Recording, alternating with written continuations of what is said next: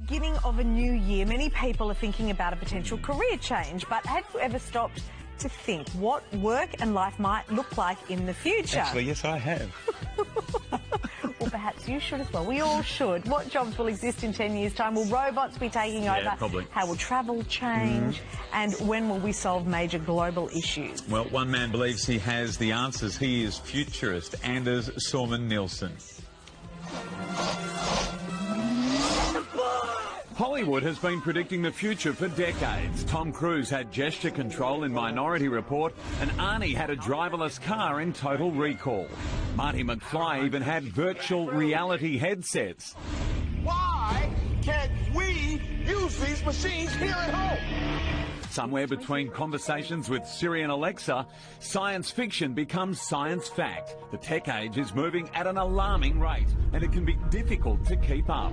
But not for everyone. Futurist Anders Sörman-Nilsson can see the future. Not in a psychic form, Anders uses stats and strategy to predict what's to come. And it's a future full of change. The job landscape will be unrecognisable in 10 years. 65% of children today will end up in jobs which simply don't even exist yet. Travel will evolve at supersonic speed. In 5 years, you won't need passports and you'll plan getaways with the help of a droid. This will be called robo-advice. And don't worry if you forgot your credit card PIN, you'll be paying with other digits. Soon, scanning the veins in your thumb will settle your bill. And to think, we used to use crystal balls to map out our future. And futurist Anders Sörman-Nilsson joins us now. Anders, good morning to you. The future, well, really, it's here, isn't it? We've been talking as little kids about the Jetsons and ticking off the list of things from the Jetsons that we now have. Driverless cars, they're here. Cars through the air, they're talking about. And there's yeah, Uber. It's going to be here soon. Yes, exactly. They're starting to trial that. Robots making dinner for us and doing all those sorts of things. How far away are we from what appears to be the frontier, the robot being in the home doing everything for you?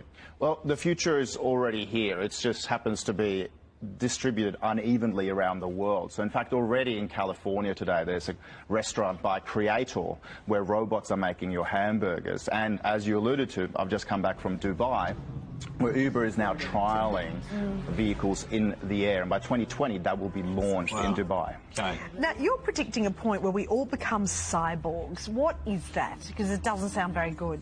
Well, we're all cyborgs already today, and this is why they ask you to put your mobile phone aside when you go to trivia on a Tuesday night here in Australia. A cyborg is a person whose mental and physical abilities are extended by technologies. So a good way to think about that is that we're all cyborgs, courtesy of our mobile devices, but even more sort of profoundly, people have, say, cochlear implants, for example. Their mental and physical abilities are extended by these technologies. Yeah, so they're good things. And bionic eyes, bionic arms, that's those sorts of assistants. How will that change in the future? How will we become even more like cyborgs? Well, you can imagine that we now have big robots making our hamburgers for us, but we'll even have nano robots on a very, very tiny scale, even fixing our biological aging, for example, from the inside. So imagine nanobots swimming around in your bloodstream, fixing you from the inside. So when it's good, when technology is good, it's fantastic.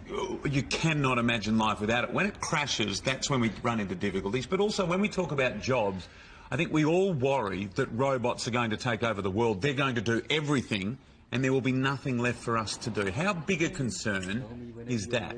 Well, if we all retire today, your job is safe because robots cannot disrupt you in retirement. So we should all just retire straight away today. But really, the bigger question is what kind of skills, what kind of thinking skills might we as parents, for example, we have to start thinking as futurists as parents, might we want to advise our kids to go into in the future, for example. And what technology is now doing is it's very much upending and roboticizing the left part of our brain, so logic, sequence, mathematics, etc. However, the right brain hasn't been upended yet, so I would actually urge everyone to nurture their creative abilities. So maybe in the future we'll be making stuff again, and kind of ushering in this sort of second renaissance of human creativity. So as parents, what would you be encouraging your kids to be doing now? To be thinking about a future job, or just to be, you know, doing art, thinking creatively, thinking big?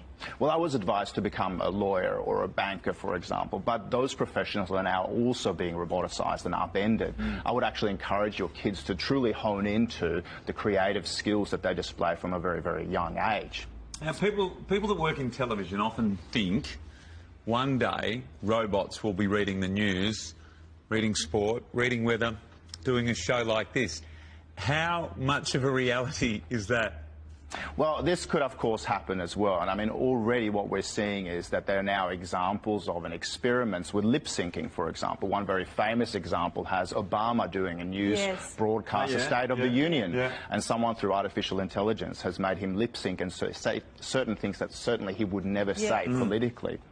So we might just study you guys and see whether your lip syncing is in tune with what you're actually saying to test your human abilities. Any time that we make mistakes, that's because it's not really us. It's a glitch in the at algorithm. all the other times, it's right. Just back to encouraging our kids to be creative, is that because we don't even know what jobs that they could be doing in future, therefore they have to have their mind open to anything? Yeah, certainly being creative and agile and sort of honing in on our emotional intelligence and fundamentally human abilities that robots cannot yet do or AI cannot replicate. They're certainly key. So being able to creatively solve for any future issue is certainly going to be a core skill. So to summarise, will it be a better world? Or are we living in optimum world right now? Or was optimum world 40, 50, 70 years ago?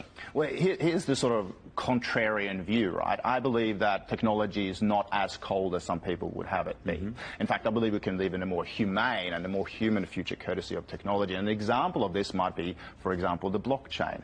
In Singapore today, to give you an example, women who have had their pregnancy confirmed at, say, week 8 or week 10, whatever it happens to be, get offered now through MetLife, an insurance company, to take out insurance for gestational diabetes. 20% of Singaporean women suffer from gestational diabetes. And if that gestational diabetes is confirmed at week 20, right, this gets paid out via the blockchain. No paperwork. And I mean, for any woman that's gone through a pregnancy, for example, they know the last thing they want to do is fill out reams of paperwork to go through an insurance claim.